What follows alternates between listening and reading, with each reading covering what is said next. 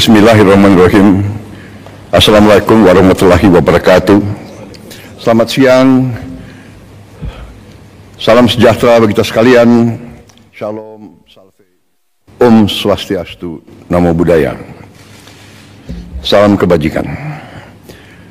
Pada siang hari ini, tanggal 17 Februari 2025, baru saja saya pimpin rapat kabinet terbatas bersama Menteri-Menteri Perekonomian Kabinet Merah Putih.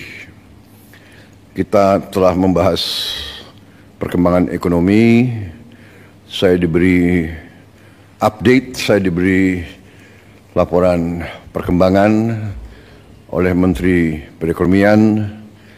Saya sangat gembira bahwa perekonomian kita terkendali, inflasi kita salah satu terendah saat ini di dunia,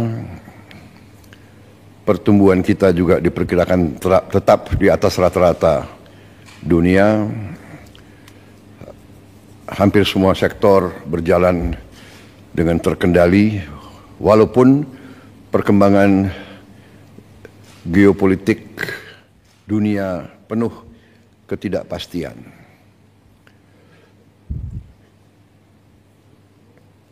Namun ketahanan ekonomi kita cukup tangguh. Masih banyak tantangan, masih banyak kesulitan, tapi kita mampu mengendalikan. Di bulan-bulan akan datang kita akan lihat semakin kuatnya perkembangan ekonomi kita. Terutama hari ini kita ambil keputusan tentang devisa hasil ekspor sumber daya alam kita. Pemanfaatan sumber daya alam Indonesia harus dioptimalkan untuk kemakmuran bangsa dan rakyat, baik melalui pembiayaan pembangunan, perputaran uang di dalam negeri, peningkatan cadangan devisa, stabilitas nilai tukar. Selama ini dana devisa hasil ekspor kita, terutama dari sumber daya alam, banyak disimpan di luar negeri, di bank-bank luar negeri. Dalam rangka memperkuat dan memperbesar dampak dari pengelolaan devisa hasil ekspor sumber daya alam, maka pemerintah menetapkan peraturan pemerintah nomor 8 tahun 2025,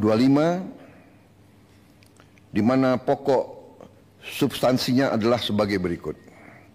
Pertama, pemerintah menetapkan bahwa kewajiban penempatan devisa hasil ekspor sumber daya alam dalam sistem keuangan Indonesia akan ditingkatkan menjadi 100% dengan jangka waktu 12 bulan sejak penempatan dalam rekening khusus DHE SDA di dalam bank-bank nasional. Ketentuan ini berlaku untuk sektor pertambangan kecuali minyak dan gas bumi, perkebunan, kehutanan, dan perikanan. Untuk sektor minyak dan gas bumi dikecualikan dengan tetap mengacu pada ketentuan PP nomor 36 tahun 2023. Dengan langkah ini, di tahun 2025, devisa hasil ekspor kita diperkirakan bertambah sebanyak 80 miliar dolar Amerika. Karena ini akan berlaku mulai 1 Maret. Kalau lengkap 12 bulan, hasilnya diperkirakan akan lebih dari 100 miliar dolar. Selain itu, pemerintah juga memberi ruang bagi eksportir untuk tetap menjaga keberlangsungan usahanya dengan mengizinkan para eksportir tersebut menggunakan DHE SDA yang ditempatkan dalam rekening khusus untuk penggunaan sebagai berikut. 1. Penukaran ke rupiah di bank yang sama untuk menjalankan kegiatan operasional dan menjaga keberlangsungan usahanya. 2. Pembayaran dalam bentuk valuta asing atas kewajiban pajak, penerimaan negara bukan pajak dan kewajiban lainnya kepada pemerintah sesuai peraturan perundang-undangan.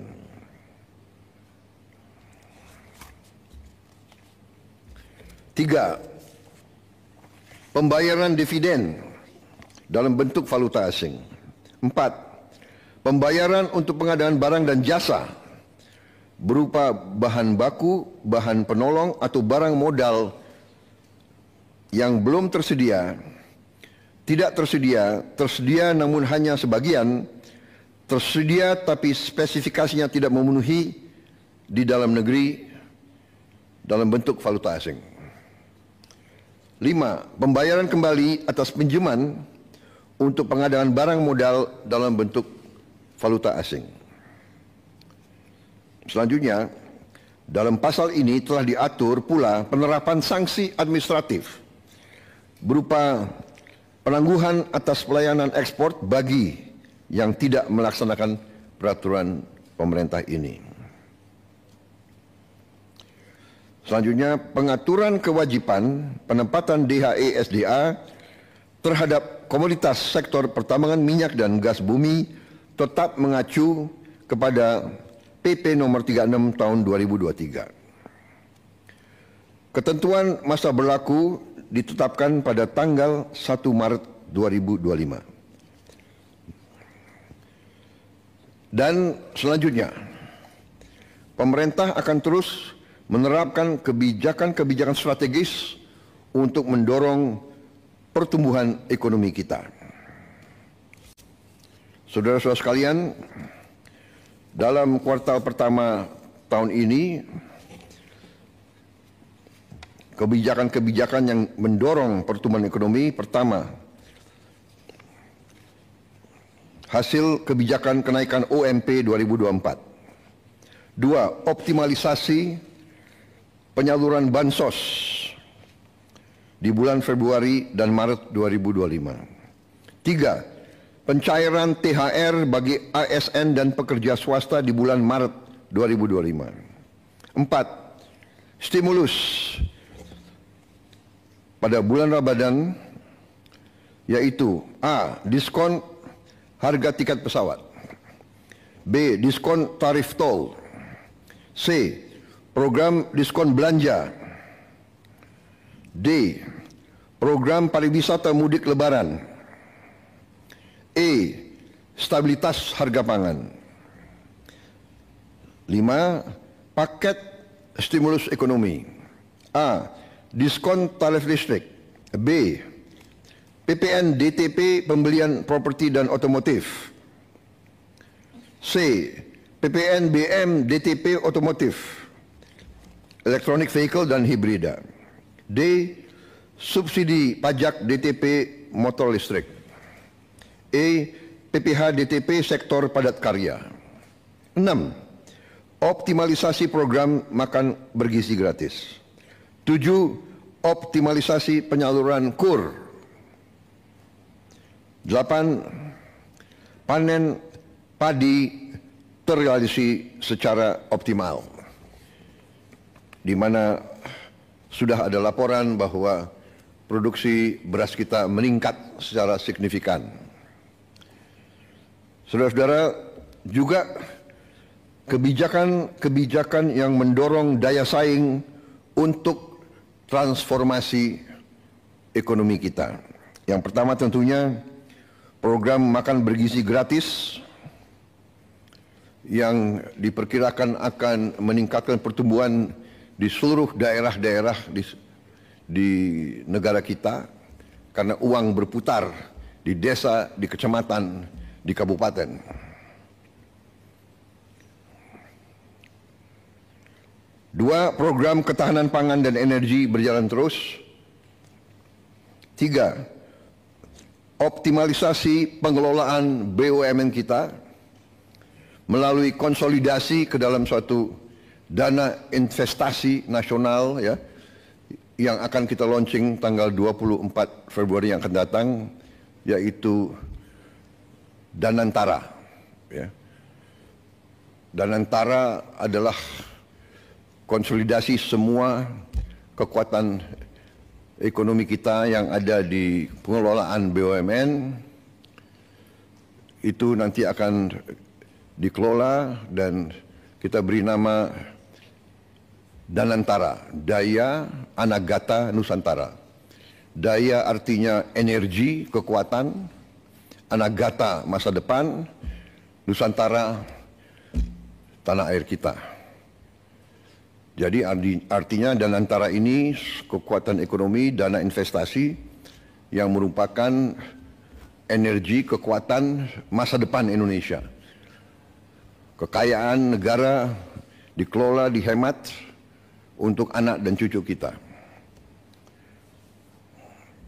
4. Kebijakan FLPP untuk melaksanakan program 3 juta rumah murah, pengendalian inflasi. 5. Pembangunan kawasan industri dan KEK. 7. Revisi PP 5 tahun 2021 untuk kemudahan berusaha. 8. Keberlanjutan tax holiday dan tax allowance untuk menjaga iklim investasi. 9. Tadi yang sudah kita umumkan kebijakan tentang DHE SDA. 10. Kita akan bentuk bank emas. Jadi selama ini kita tidak punya bank untuk emas kita. Tidak ada di Indonesia. Jadi emas kita banyak ditambang dan mengalir ke luar negeri. Kita ingin sekarang punya bank khusus untuk emas di Indonesia. Insya Allah kita akan resmikan tanggal 26 Februari. Ini saya kira pertama kali ya di Republik kita. Kita terus akan perbaiki penghapusan buku tagih utang macet bagi UMKM. Tentunya juga ada kebijakan internasional kita, yaitu bahwa Indonesia bergabung ke BRICS. Sudah dinyatakan bahwa kita diterima di BRICS. Ya, ini sedang prosesnya, transisinya sedang berjalan. Kita juga akan menyelesaikan perjanjian SEPA, singkatan SEPA, Comprehensive Economic Partnership Agreement. Intinya adalah semacam free trade ya, free trade area, saling menurunkan tarif bagi barang-barang kedua pihak. Kemudian kita juga menjalankan terus pendaftaran kita ke OECD. Yang terakhir kita juga ingin secepatnya menyelesaikan kerjasama Indonesia kita, Indonesia Uni Eropa, SEPA juga, Comprehensive Economic Partnership Agreement. Jadi saudara-saudara, demikian hasil daripada ratas hari ini. Padahal ini adalah pekerjaan berminggu-minggu yang dilaksanakan oleh Menko dan semua menteri, dan kita bahas sebetulnya sudah berkali-kali, tapi hari ini kita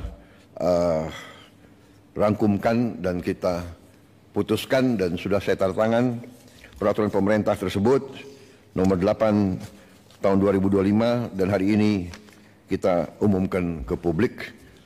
Saya kira demikian, saudara-saudara. Kita bersyukur kita bisa memberi yang terbaik kepada bangsa dan rakyat. Kesulitan pasti ada, hambatan pasti ada, tantangan pasti ada, tapi dengan kerjasama yang baik di antara semua pihak, dengan niat yang tulus, dengan orientasi kita hanya kepada kepentingan bangsa dan rakyat dan berpegang teguh kepada Undang-Undang Dasar 1945, insya Allah kita akan mencapai keberhasilan. Kita akan menjadi semakin kuat di bulan-bulan dan tahun-tahun mendatang. Terima kasih. Wassalamualaikum warahmatullahi wabarakatuh. Salam sejahtera bagi kita sekalian. Om Santi Santi Santi Om. Namo Buddhaya. Selesai. Terima kasih.